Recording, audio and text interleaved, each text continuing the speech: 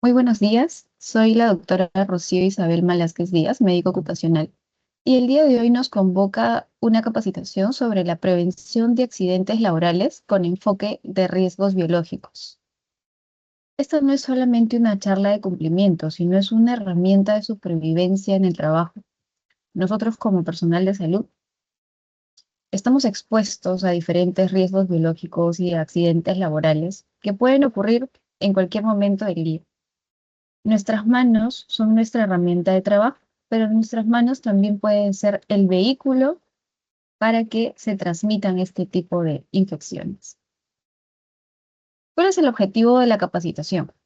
Fortalecer la cultura de prevención y de bioseguridad, identificar los agentes biológicos presentes en el entorno de rehabilitación física, estandarizar el actuar ante accidentes laborales con material contaminado. Empecemos con lo básico. ¿Qué es el riesgo biológico? Es la probabilidad de exposición a microorganismos que pueden dar lugar a enfermedades motivadas por la actividad laboral. ¿Cuáles son estos microorganismos? Pueden ser virus, bacterias, hongos, parásitos. Entonces, no es solamente pincharse con una aguja.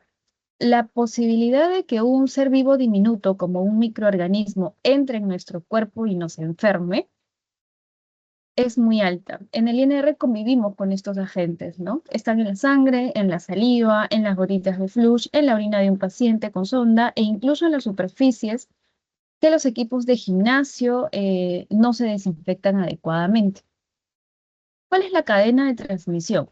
Para que nosotros nos enfermemos y lleguemos a algún tipo de enfermedad transmitida por algún agente biológico, se debe cumplir una cadena.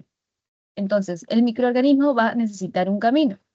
El reservorio, que suele ser nuestro paciente, ¿cierto? Va a tener una vía de salida, que puede ser la herida, una herida abierta, puede ser una tos, puede ser un estornudo, puede ser algún tipo de secreción.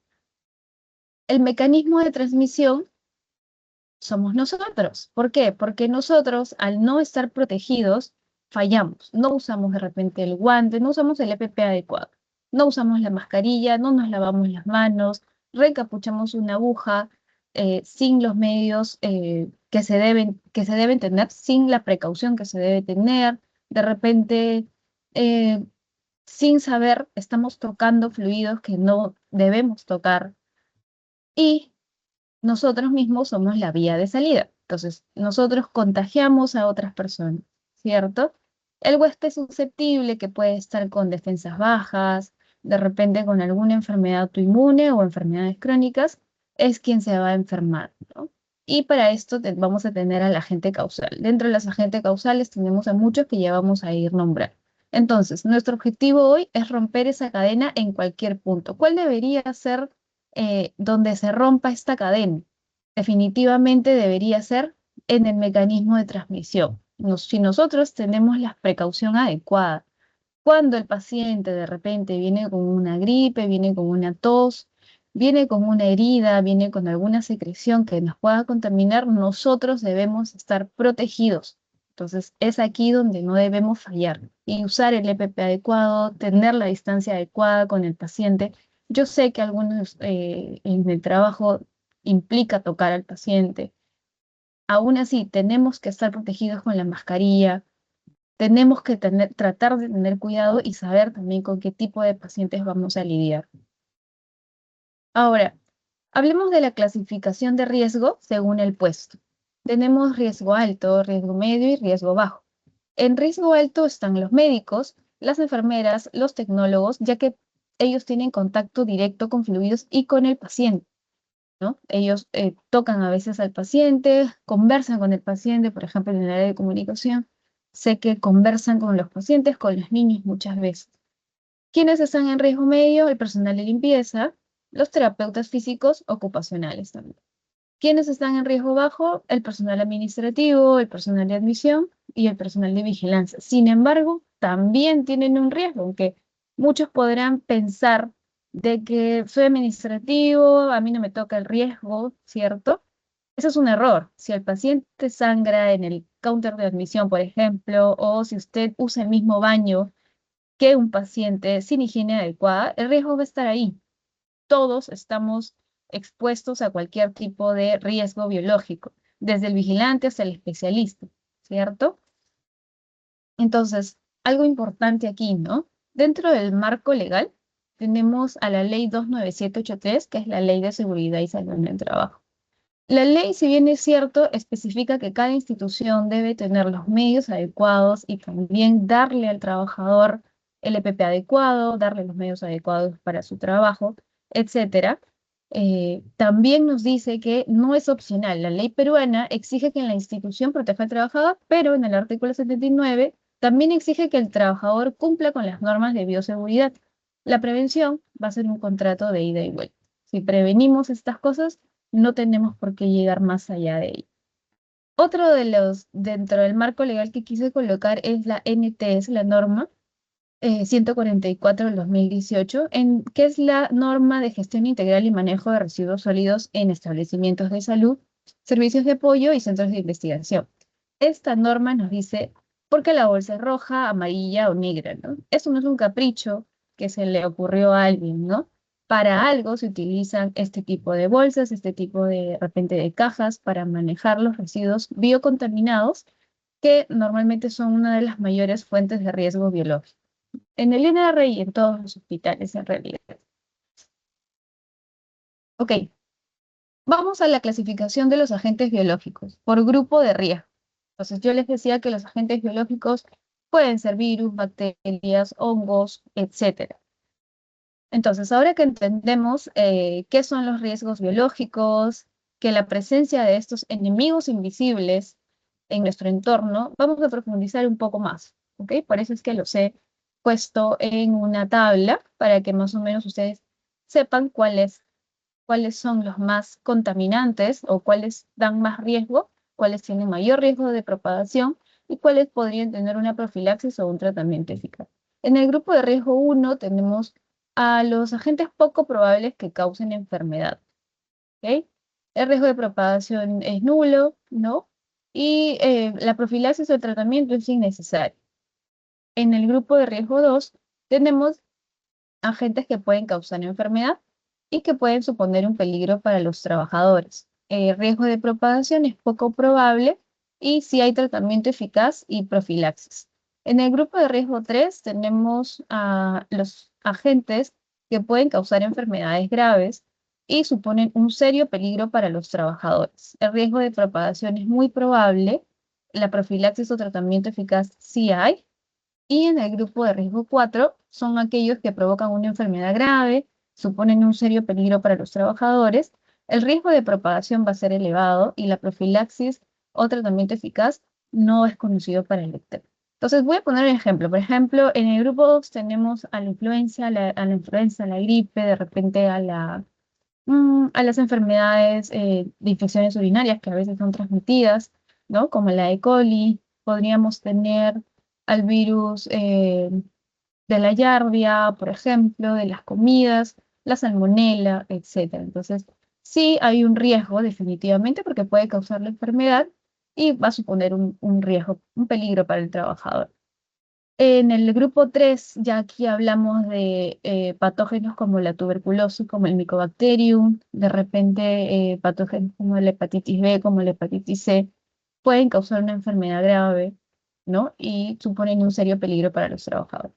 Y en el grupo 4 ya hablamos de microorganismos resistentes, o sea, hay microorganismos que se encuentran en salas de UCI de repente que sí pueden provocar una enfermedad grave, muy grave, que a veces ni siquiera tiene un tratamiento o profilaxis eficaz, ¿no? Hablamos de los, por ejemplo, agentes que pueden provocar una neumonía adquirida en el hospital, etcétera. Entonces, ¿cuáles son las vías de entrada al organismo? Uno de ellos es la vía parenteral, ¿cierto? Entonces, ¿cuál es la vía parenteral? A través de heridas, de pinchazos o de cortes, que es la más directa. Si hablamos de otra vía de entrada, sería la respiratoria por la inhalación de gotas o de aerosoles. En tos, estornudos, en procedimientos muchas veces, ¿no? Incluso aquí podríamos hablar de las vías de lo que yo les decía, de comunicación. Por ejemplo, en esta área, los terapistas entiendo que conversan con el paciente, ¿no? El área del lenguaje, etcétera. Entonces, también es un riesgo, es una vía de entrada. Vía digestiva, por ingestión, manos sucias a la boca, comer en áreas clínicas también, que provocan mucha jeca, mucha gastroenteritis. Vía dérmica mucosa, que sería el contacto con piel no intacta o salpicadoras en ojos y boca, ¿no? De cualquier fluido, podría ser incluso sangre. ¿Cuáles son las principales patologías de riesgo laboral? Entremos un poco a la teoría. Se sabe, según la OMS, reportado que alrededor de 2.000 millones de exposiciones de enfermedades por riesgo biológico se dan en los hospitales cada año. Imagínense, es muchísimo. Entonces, por ejemplo, los virus de transmisión hemático, también les llamamos agentes patógenos en sangre. Las principales patologías van a ser el VIH, la hepatitis B y la hepatitis C. Dentro de las bacterias de transmisión aérea tenemos a la tuberculosis, que es el principal riesgo en salud pública. Y dentro de las bacterias multiresistentes tenemos al Staphylococcus aureus eh, y a la Klebsiella pneumoniae. Dentro de los virus respiratorios tenemos a la influenza y al COVID, que también se propagó vía respiratoria. Ok, ya, si hablamos un poquito de la hepatitis B es una enfermedad infecciosa causada por el virus de la hepatitis B. La transmisión es contacto con sangre y con otros fluidos infectados. La capacidad de transmisión es altísima. Hay vacunas, sí, que se coloca la BCG, que se coloca en recién nacidos, y los adultos o el personal expuestos también se colocan el primer mes, cero, luego al primero y luego al sexto mes. Este va a proteger en más del 90 al 95% a las personas correctamente vacunadas. Por eso es necesaria la vacuna. ¿Para qué? Para no llegar de repente a la peor enfermedad, ¿no? O al riesgo más fuerte de esta enfermedad. ¿Cuál es la clínica de la hepatitis B? Entonces, yo de repente tuve contacto con algún tipo de fluido, me pinché. Normalmente estas patologías son asintomáticas y algunas pueden causar un poco de ictericia, malestar general o elevación de enzimas hepáticas, porque de hecho van a dañar el hígado. Pero no muchas personas hacen la sintomatología de una hepatitis B, entonces normalmente lo hacemos por descarte en un examen de laboratorio. La infección crónica por hepatitis B puede progresar hacia cirrosis hepática, ¿no? Una condición caracterizada por daño estructural irreversible del hígado. Entonces hay que tener mucha precaución porque en realidad no hay síntomas. Si hablamos de la hepatitis C, es una enfermedad infecciosa causada por el virus de la hepatitis C. También la transmisión es contacto con sangre infectada por exposición percutánea por objetos punzocortantes y se estima que entre el 70 y 85% de las personas infectadas desarrollan una infección crónica. La infección por hepatitis C es asintomática durante muchos años, lo que favorece un diagnóstico tardío, ¿no? En el contexto ocupacional, un trabajador puede desconocer esta infección durante un largo tiempo, incluso sobre una exposición laboral. La hepatitis C crónica produce un daño hepático progresivo que evoluciona hacia fibrosis o cirrosis hepática y hasta carcinoma hepatocelular, incluso o especialmente en ausencia de diagnóstico y tratamiento oportuno. El virus de la hepatitis C no cuenta con vacuna. Ahora, si hablamos del VIH, que yo creo que es una de las patologías que más nos preocuparía, debe ser una de las que más impacto psicológico provoca, ¿no? Cuando nos pinchamos o cuando estamos en contacto con agujas, de repente que no sabemos cómo está el paciente. Entonces, el virus de la inmunodeficiencia humana es un patógeno de transmisión sanguínea con relevancia en el ámbito ocupacional, no tanto por su frecuencia de transmisión, sino por el impacto médico, psicológico y laboral que genera una exposición. La transmisión es igual, es una exposición percutánea a sangre infectada, como pinchazos con agujas huecas, cortes con objetos punzocortantes o contacto de sangre con mucosas o piel no intacta. El riesgo se estima que el riesgo tras un pinchazo percutáneo es del 0,3%, es bastante bajo. ¿Cuáles son los síntomas? Normalmente el paciente con VIH es asintomático. Recién a la segunda o cuarta semana da algunos síntomas que puede ser fiebre, dolor de garganta, malestar general. Y el VIH pues no cuenta con una vacuna preventiva. El trabajador puede experimentar un alto nivel de ansiedad, miedo e incertidumbre, ¿cierto? Incluso antes de conocer el resultado definitivo, lo que genera un impacto emocional y un estrés laboral significativo. Por supuesto que sí. Creo que, como les decía, lo primero que pensamos cuando nos hemos pinchado o nos pinchamos con alguna aguja contaminada es qué enfermedades tendrá. Ujú. Y esto es una pues, de las enfermedades que nadie quiere tener, por supuesto. Entonces, haciendo un cuadro comparativo de los agentes patógenos en sangre, dentro del VIH tenemos la principal vía de transmisión, que es la exposición percutánea, pinchazo, contacto con mucosas o piel no intacta. La hepatitis B es la exposición percutánea, contacto con mucosas y piel no intacta. Y en la hepatitis C es por la exposición percutánea más que nada. El riesgo de transmisión por pinchazo en el VIH es bajo, en la hepatitis B es alto, hasta 30% si no hay inmunidad, o sea, si no estamos vacunados. El virus de la hepatitis C es intermedio de 3 al 10%. En el VIH tenemos síntomas inmediatos, no, en la hepatitis B tampoco y en la hepatitis C tampoco. El periodo sintomático en el VIH es prolongado, en la hepatitis B puede ser prolongado y en la hepatitis C es muy prolongado. En años recién veríamos de repente sintomatología. Eh, la tasa de cronificación sí, o sea, se puede volver crónicas, el VIH sí, si no hay tratamiento, por supuesto.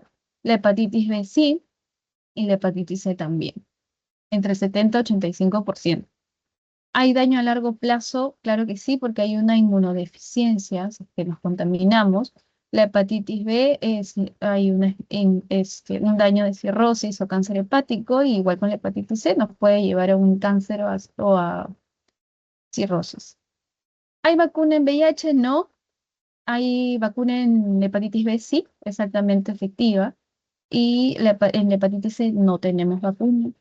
La profilaxis post-exposición en el VIH sí, según el riesgo. En la hepatitis B sí hay una profilaxis que es la vacuna inmunoglobulina, y en la hepatitis C no existe profilaxis. El inicio de iniciar esta profilaxis post-exposición en el VIH es ideal dentro de las 72 horas máximo. O sea, dentro de esas 72 horas uno ya debería tener o empezar la profilaxis del VIH. De la hepatitis B también lo antes posible, y de la hepatitis C no aplica. Seguimiento serológico del VIH sí, varios meses, en la hepatitis B también y en la hepatitis C sí. Impacto psicológico pues del VIH es muy alto, ¿no? Enterarnos que tenemos esta enfermedad es un impacto psicológico muy fuerte. La hepatitis B es moderada, la hepatitis C es moderada. Yo creería que ya saber que nos hemos contaminado con cualquiera de estos virus es muy riesgoso. Entonces, en resumen, creo que acá lo más importante que tenemos que saber es que existe la vacuna para la hepatitis B. Sí, ahora, me pinché. ¿Qué voy a hacer? ¿Qué voy a hacer ahí en el instituto, ¿no? De repente insertando un capuchón que no debería, ahora lo vamos a hablar más adelante cuál es la manera adecuada. De repente recogiendo análisis de sangre, de repente atendiendo a un paciente en hospitalización, o de repente pues estoy simplemente en mi área y alguien y me pincho, ¿no? Entonces lo primero que tenemos que hacer es no alarmarnos, pero sí empezar a hacer algo por ello. Entonces, ya me pongo en alerta, obviamente. Entonces, lo primero que hago es me voy al caño, lo lavo con agua y jabón, si obviamente el sangrado no es muy abundante. Entonces, lavo la herida con agua y jabón, paro el sangrado definitivamente con un poco de presión y nos vamos al médico de personal. El médico de personal o también puede ser al área de UFU, de urgencias, ¿no? A la unidad funcional de urgencias. Ahí tenemos que relatar. Ahora, para esto, obviamente, antes de ir, tenemos que avisar a nuestro jefe inmediato que nos hemos pinchado, ¿no? Es importante que el jefe de área sepa, porque tiene que hacer también un tipo de descargo o de comentar de qué ha pasado en su área, ¿no? Entonces, el protocolo es eso, ¿no? Le decimos al jefe de área que vamos a ir porque nos hemos pinchado. Nos vamos al médico personal si es que estamos en el horario, o nos vamos a urgencias, ¿no?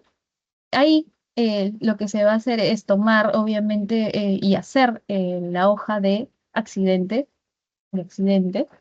Y si es que es muy grave, obviamente se va a llevar al trabajador, pues, con la ambulancia, si de ser necesario, ¿no? Si estamos en una prioridad 1 2. Y si no, pues se va a realizar la coordinación también con el área de bienestar para poder hacer, para que ustedes puedan atender por su seguro, que en este caso sería salud para las personas que tienen el salud y si tienen el SIS, por ahí. Ahora, ¿por qué no?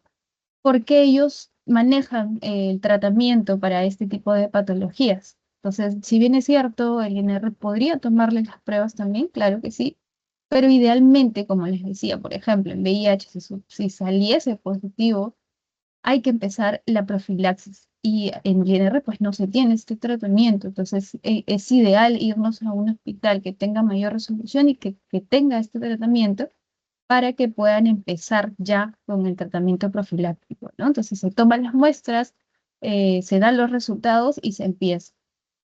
Ahora, si es que sale negativo, lo que sí se tiene que hacer es entrar a una vigilancia y se vuelven a tomar los exámenes de repente en 2 meses para poder tener la seguridad. De 2 a 3 meses se vuelve a tomar la seguridad de que no, de que todo está negativo. Ahora, en caso, idealmente, si conozco al paciente, si tengo la historia clínica del paciente, tendremos que revisar y pedirle, si que se puede, que se haga también un análisis de laboratorio, ¿no? Porque me pinché con su sangre, con sus fluidos, por favor, necesito asegurar. Entonces, es así como debemos actuar. No alarmarnos, pero obviamente sí tomar acción sobre eso. Eso es con respecto a los fluidos patógenos en sangre, ¿no? Ahora, si hablamos de vías respiratorias, los patógenos respiratorios, tenemos a la enfermedad principal que es la tuberculosis, ¿no? La tuberculosis, que obviamente en el Perú es una enfermedad endémica, creo que más del 80% tiene este micobacterio, pero no todos desarrollan la enfermedad. Entonces, el agente es el Mycobacterium tuberculosis, Bacillus de Koch. La vía de entrada normalmente es la vía respiratoria por la inhalación de núcleos de gotitas llamadas gotas de Wells, ¿no? La prevención tiene que ser, y acá es clave, ¿no? Una ventilación natural, tiene que haber un aire circulante siempre. En el área en donde estén, tiene que haber una ventilación, las ventanas bien abiertas, etcétera, ¿no? El aire tiene que circular, no pueden estar con todo cerrado porque es muy peligroso. Dos, el uso de respiradores N95 en áreas de riesgo, ¿sí? Se sugiere siempre que se use estos respiradores N95. Y tres, la identificación temprana del paciente con tos productiva y en general con los síntomas, ¿no? Entonces, ¿cuáles son los síntomas de una tuberculosis? La tos por más de 15 días, a veces es una tos con expectoración, incluso sanguinolenta, también puede ser no sanguinolenta, pero es una tos que dura más de 2 semanas, ¿ok? Fiebre es un cansancio, es de repente un malestar general, es una baja de peso súbita, ¿no? Y una sudoración nocturna. Entonces, esos son los síntomas que nos tienen que orientar a que de repente tenemos la enfermedad activa que es la tuberculosis.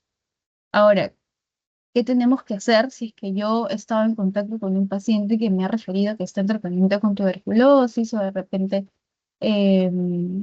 yo siento que tiene toda esta sintomatología, ¿no?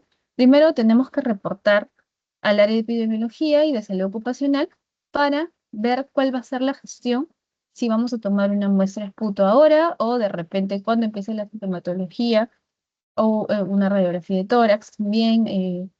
Lo que normalmente se debe hacer es esperar, si es que yo he tenido un contacto con un paciente con tuberculosis, que a veces ha pasado, es, ok, no me alarmo, pero sí estoy vigilante a mis síntomas, ¿no? Si yo ya tuve contacto con este paciente, entonces, primero, si no estuve con la mascarilla adecuada, si no estuve con la protección adecuada, con los guantes, etcétera, obviamente voy a estar mucho más intranquila, ¿no? Mucho más, de repente, pensando en que me he podido contagiar.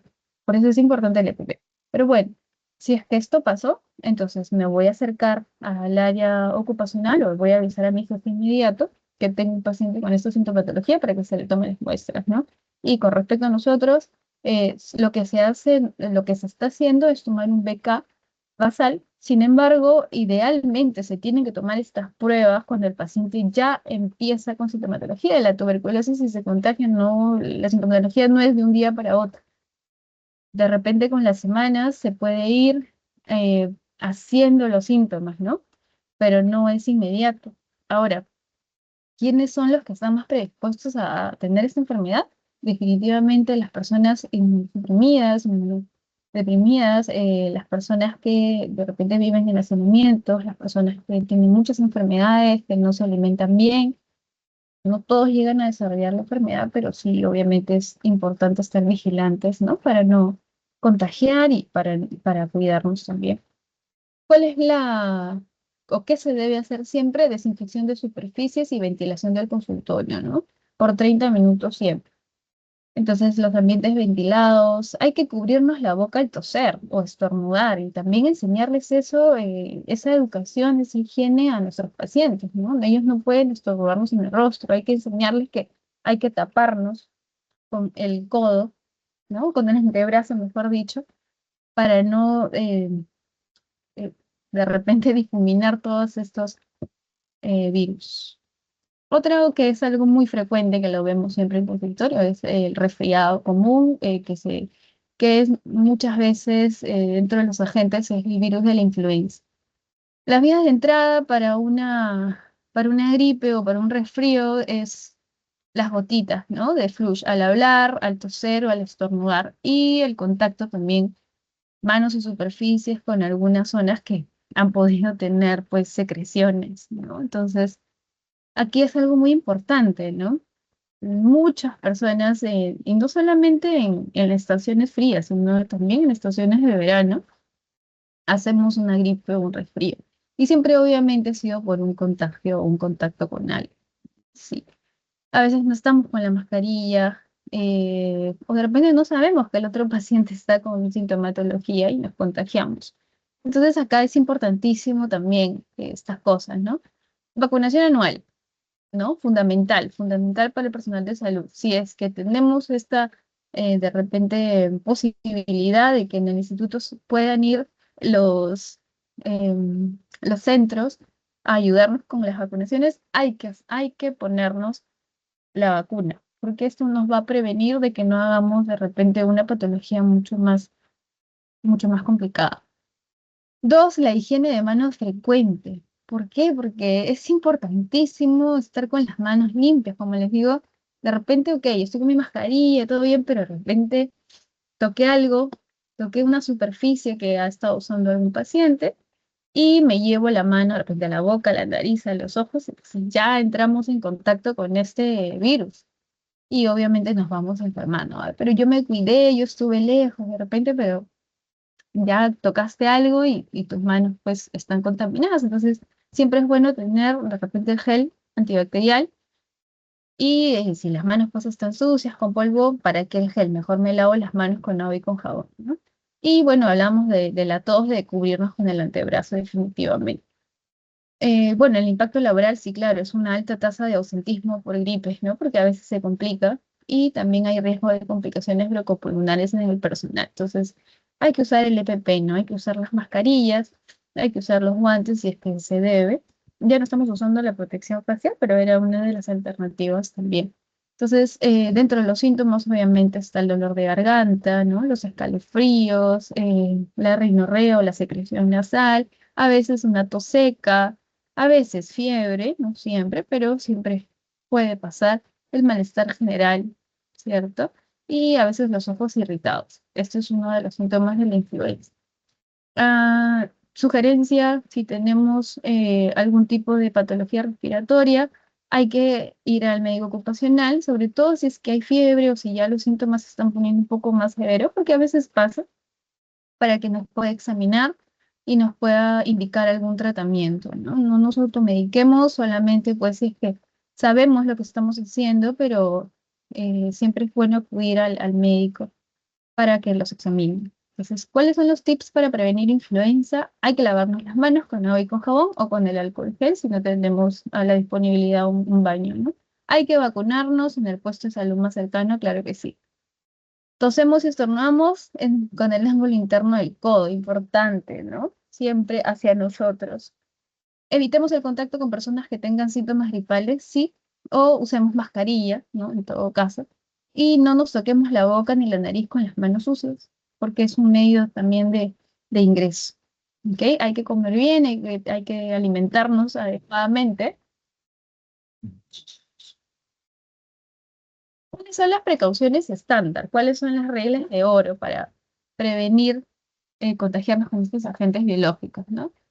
El concepto de estas precauciones estándar son tratar a todo paciente, fluido y equipo como si fueran altamente infectados. Dentro de los componentes clave tenemos la higiene de manos, tenemos el uso de EPP, de equipos de protección personal, y la prevención de pinchazos, cortes y también una higiene respiratoria adecuada. Ok, hablábamos de la higiene de manos. Entonces, ¿cuáles son los 5 momentos de lavado de manos? Estos no son los pasos que tenemos y sabemos también que existen, ¿cierto? Para lavarnos adecuadamente las manos. Estos son los 5 momentos que protegiéndonos haríamos una higiene eficaz en el entorno sanitario. Entonces, primero, antes de tocar al paciente, ya que esto va a proteger al paciente de los microorganismos que puedan portar. Dos, antes de realizar una tarea aséptica.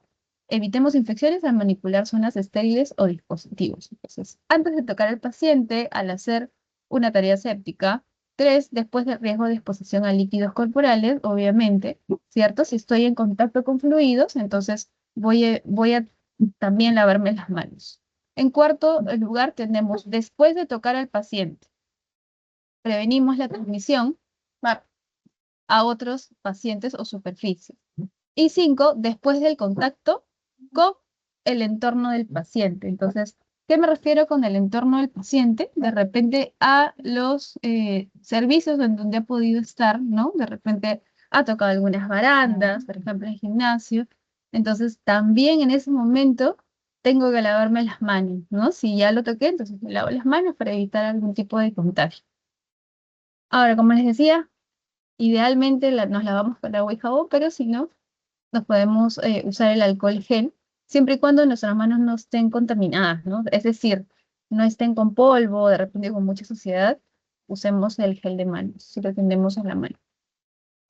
Básicamente el EPP que tenemos, que lo que conocemos son los guantes, las mascarillas, protección ocular, hay muchísimas más, ¿no? Y creo que en COVID varios de nosotros hemos usado los mamelucos, ¿no?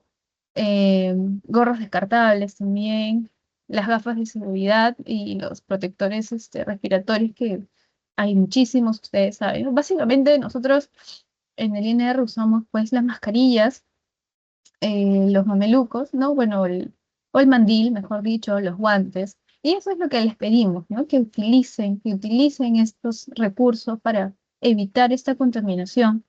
Es importante. Si pueden también el gorro, porque a veces nos llevamos pues todos los microorganismos en el cabello y no nos damos cuenta y lo propagamos en casa, ¿no? Cosa que no queremos. Entonces, básicamente, tratemos de usar nuestros EPPs para no contagiarnos. Y dentro de los manejos de punzocortantes, tenemos prohibido, por ejemplo, no reencapuchar agujas, no se doblan, no las quitamos de la jeringa manualmente. Entonces, ¿qué hago, doctora? Entonces, ¿cómo voy a encapuchar la aguja que estoy usando?